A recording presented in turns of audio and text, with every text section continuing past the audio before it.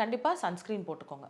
Light இப்போ நீங்கள் close ரூமில் லைட்ஸ்க்கு இருக்கீங்கன்னா ப்ளூ லைட் ஸ்பெசிஃபிக் அப்படின்னு சொல்லிட்டு இந்த விசிபிள் லைட் ஸ்பெக்ட்ரம்க்கு ஏற்ற சன்ஸ்க்ரீன்ஸ்லாம் இப்போ வர ஆரம்பிக்குது.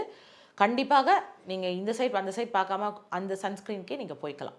மேக்கப் போடுறது you can do any thing. இப்போ ஆக்னி ப்ரோன் ஸ்கின் மேக்கப் போடுறாங்க, நம்ம கவர் பண்ணுறதுக்கு போடுறாங்கன்னா மேக்கப் ப்ரஷஸ், ஸ்பஞ்சஸ் எல்லாமே வாஷ் பண்ணுறது ரொம்ப ரொம்ப முக்கியம். அதை வந்துட்டு ரொம்ப நாள் விட்டுட்டு வாஷ் பண்ணுறது வந்துட்டு பண்ணக்கூடாது. At least minimum once a week minimum. But ஆக்சுவலாக ஐடியலாக வந்துட்டு எவ்ரி யூஸ்க்கு அப்புறமா வாஷ் பண்ணாலும் பெட்டர். எனக்கு தெரிஞ்ச ஒரு மேக்கப் ஆர்டிஸ்ட் வந்துட்டு என்ன பண்ணுவாங்கன்னா அவங்க கிளைண்ட்டுக்கு ஆர் அவங்க யூசேஜுக்கே குட்டி குட்டி ஸ்பஞ்சஸ், மேக்கப் ஸ்பஞ்சஸ் வச்சுப்பாங்க. ஒருத்தவங்களுக்கு முடிச்சுட்டு தூக்கி போட்டுருவாங்க, அடுத்தது புதுசு எடுப்பாங்க. அவங்களுக்குமே அதே மாதிரி தான் பண்ணுவாங்க. ஸோ எனக்கு வந்து இது வந்து ரொம்ப நல்ல ஒரு ப்ராக்டிஸாக தெரிஞ்சுது. மேக்கப் ஸ்பஞ்சஸ் என்ன ஒரு ரூபா 50 பைசாக்கு கூட இப்போலாம் கிடைக்கிது.